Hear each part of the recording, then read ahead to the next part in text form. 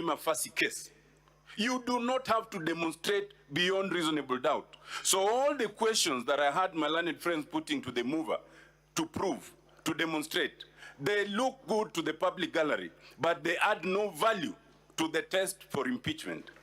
Mr. Speaker, impeachment is like a vote of confidence or a vote of no confidence. Just the same way when you vote the president and the deputy, no one asks you to justify why, because you exercise your discretion. When you lose that confidence, no one should ask you to demonstrate why. That is why it's a political process. Otherwise, it could have been a judicial process or a religious process. Mr. Speaker, it is important to make two distinctions. First, that in this process, you do not have to prove anything beyond reasonable doubt. That's number one. The beyond reasonable doubt can come later when the other processes come in, like the investigative agencies. Number two, Mr. Speaker, in courts, our courts use an adversarial system where you bring all the documents and you are restricted to what you have brought. The process in this house is inquisitorial under Article 145 all the way to 149. And therefore, it allows this house to go beyond what the mover has brought or beyond what the other witnesses have brought. And this house has exercised that jurisdiction quite maturely. Mr. Speaker, I want to suggest that the idea of impeachment is one which is legal in process only, legal in process, but political in content and merit. As long as all the legal processes for fair hearing are observed, it is not open to anyone to question the merit in terms of the decision of the National Assembly or the Senate, because the safeguard is in the numbers. That is why before you move it in the National Assembly, you need 117 members. For it to pass, you need at least 2/3. Even in this House, you need 2/3. That is the safeguard. The safeguard is not in the legal technicalities. Mr. Speaker, for that reason, while it looks juicy and it looks very good to the gallery to have that intense cross-examination such as we saw of the mover of the motion, Mr. Speaker, it is irrelevant. It is highly irrelevant, and to the untrained eye, they might think you are achieving much, but you are not achieving much. It must be remembered that the impeachment here is of the deputy president, not the mover of the motion. So however much you discredit the mover of the motion, you do your client no justice when you do not address the substance of what is moved. Mr. Speaker, allow me to refocus on Article 150. Article 150 makes a very important distinction. And I heard the lawyers of the deputy president saying that, there's precedent. There is no precedent in our courts in terms of impeachment. There is precedent in terms of removal from office of governors under Article 181. The word used is removal. The word impeachment does not appear in Article 181. But when you come to Article 150, two words are used. You can remove the deputy president first, Mr. Speaker, under 151A, under 151 is removal. To that extent, the question of removal in 151, you can use the same standards in Article 181. But B, it says, or on impeachment. There is no other provision for impeachment, and we have not undertaken impeachment in this country. For that reason, Mr. Speaker, while the wording might look similar, the principles are different. Because for removal, for example, under 151, it's a strict legal process. You have to show and demonstrate that the deputy president, has physical or mental incapacity. But when it comes to impeachment, it's a different matter. It's more of a political matter. Mr. Speaker, impeachment is a demonstration of impropriety, of unfitness for office, of it's taking political responsibility. Indeed, Mr. Speaker, in a representative democracy, it is the way of unvoting someone you had voted. Otherwise, you would be having a fresh election to decide, should we now remove this person from office? It is too expensive.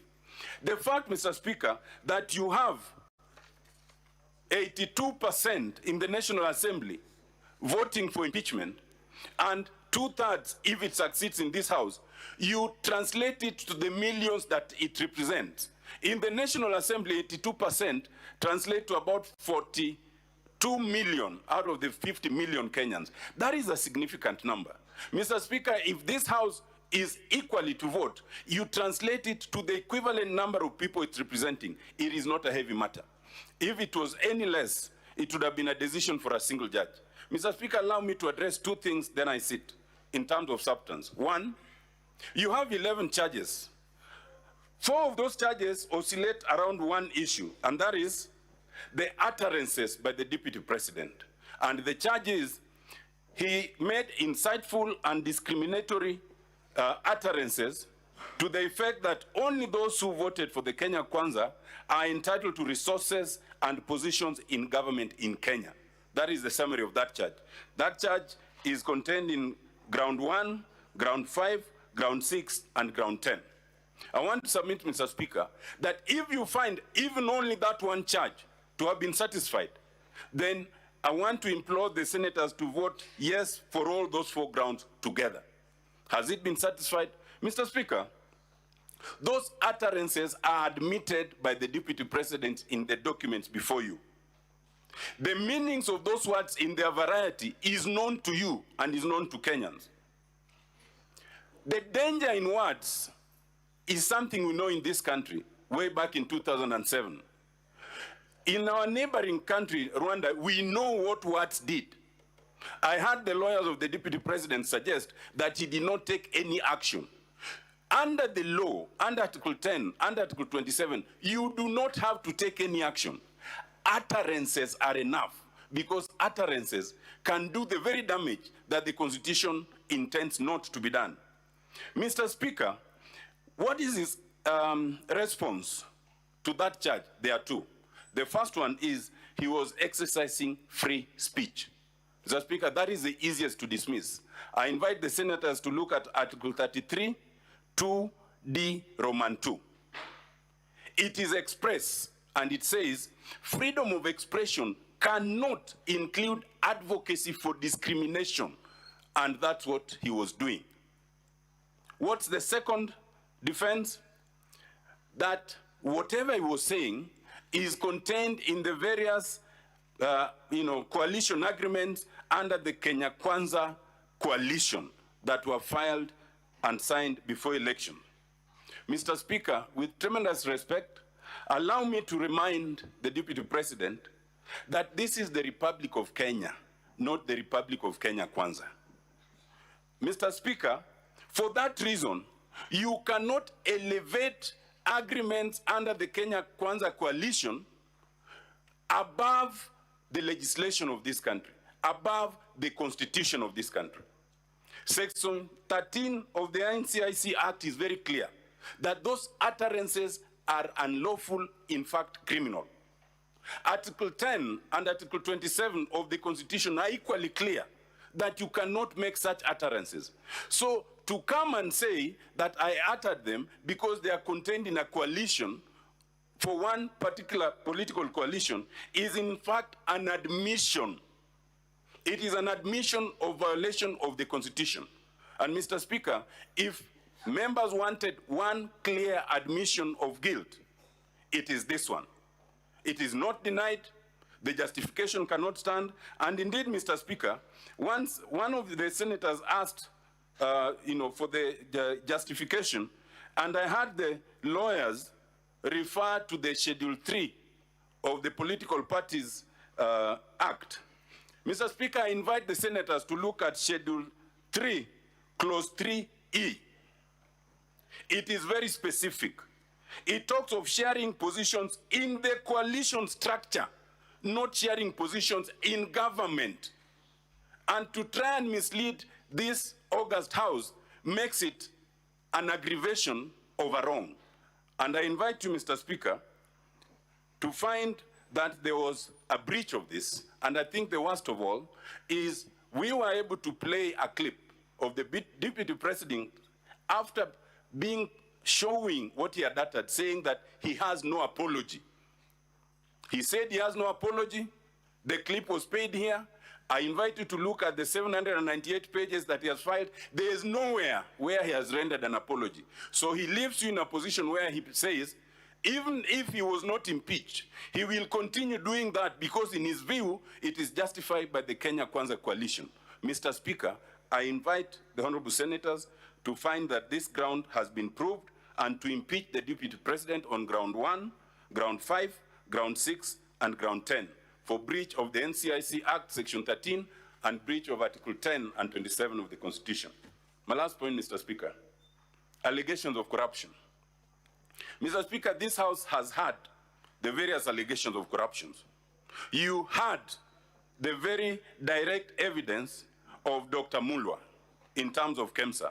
You had the very direct evidence of the deputy CEO of ESCC. You had the various evidence in terms of Olive Garden, Vipingo, Outspan, and many others. But I will not go there. I will let you assess that, and my colleagues will address that. I want to address one fundamental thing. In your bundle, honorable senators, in volume 2A of the exhibits, you will find reference to a particular court decision. This is the decision on page 60 of 123. That is the decision in Asset Recovery Agencies versus GACHAGUA. This decision was referred to, but I just want to take you directly to the finding on page 77. This was a case that the Asset Recovery Agency filed against the deputy president. And this case was actually finalized 10 days before the last general election. What did the court find? The court found positively and declared that GACHAGUA was found to have been having funds which were proceeds of crime and therefore liable for forfeiture to the state to the extent of 200 million. Mr. Speaker, it is important to note that in the 798 pages of the document filed by the deputy president, there is not a single document that shows that this judgment has been set aside, has been compromised, or revoked. In an inquisitorial system, you do not need to restrict yourself. Where there's a judgment produced that shows that you have been found guilty of having proceeds of crime, the expectation would be that you produce a document negating it. The fact that no document has been produced, I invite you to invoke an adverse inference that either there is no such document, or if there is, it does not deal with that finding. Mr. Speaker, I want to submit that there's good reason why that document was not produced. Why would you produce all the agreements of Kenya Kwanza and produce all sorts of other things except one page of a document that is the most important document? As it is, you do not have any document that shows that this finding was negated. Mr. Speaker, I want to suggest that had it been produced, we would then have demonstrated that that document is unlawful. Because in law, and I submit respectfully, once you have been found guilty of what amounts to a criminal offense, you cannot then subsequently compromise it, because this is not a civil claim. A crime is a crime against the state. It is not personal to the Asset Recovery Agency.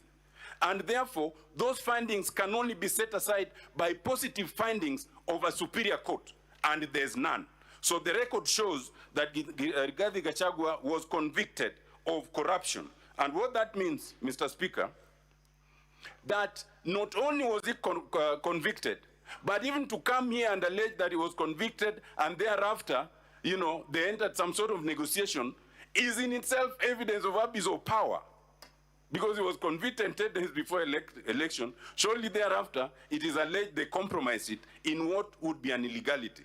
Mr. Speaker, on that account, ground 7 of the charge must succeed. Respectfully, Mr. Speaker, honorable senators, I plead with you to find the deputy president guilty of the grounds as charged. Thank you very much.